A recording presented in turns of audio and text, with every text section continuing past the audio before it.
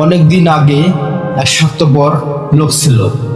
অন্যের সম্মতে ভাগ বসানোর জন্য সে সবসময় সুযোগ খুঁজত, কিন্তু সে তার নিজের সম্পদের এক আনাও কারোর সাথে শেয়ার করতে রাজি ছিল না। তার বন্ধুদের সাথেও না, গরিবদের সাথেও না। একদিন লোকটি রাস্তায় তার 30টি স্বর্ণ মুদ্রা হারিয়ে ফেলল। তার এক বন্ধু তার এই স্বর্ণ মুদ্রা হারানোর কথা শুনল। সে আবার ছিল খুব দয়ালু একজন মানুষ।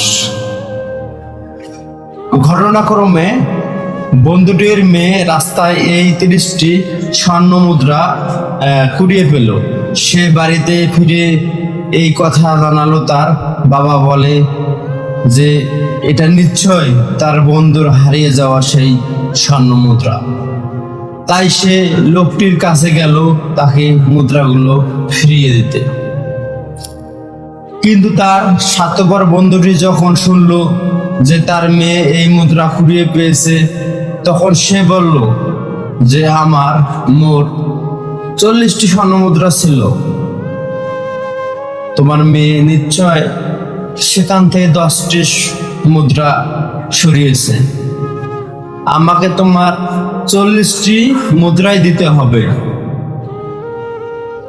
এ কথা শুনে লোকটি রেগে গেল এবং মুদ্রাগুলো সেখানে রেখে চলে গেল। কিন্তু স্বার্থপর বন্ধুটি ছিল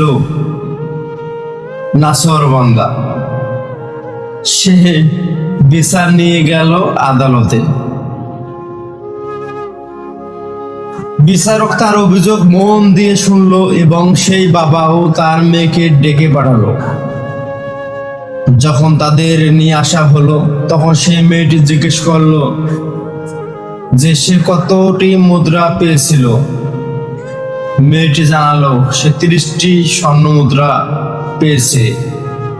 বিচারক আবার স্বার্থপর লোকটিকে জিজ্ঞেস করলো সে কতটি মুদ্রা হারিয়েছিল। লোকটি জানালো যে মোট 40টি স্বর্ণ মুদ্রা। বিচারক এবার লোকটিকে জানালো যে মেয়েটি যে মুদ্রা কুড়িয়ে পেয়েছে সেগুলো তার নয়, কারণ মেয়েটি পেয়েছে 30টি মুদ্রা, কিন্তু সে হারিয়েছে 40টি মুদ্রা। সে মেয়েটি এক মুদ্রাগুলোকে তার সাথে নিয়ে চলে যেতে বলল এবং জানালো যে যদি কেউ জানায় যে 30টি মুদ্রা হারিয়েছে, তবে তাকে আবার ডেকে পাঠাবে।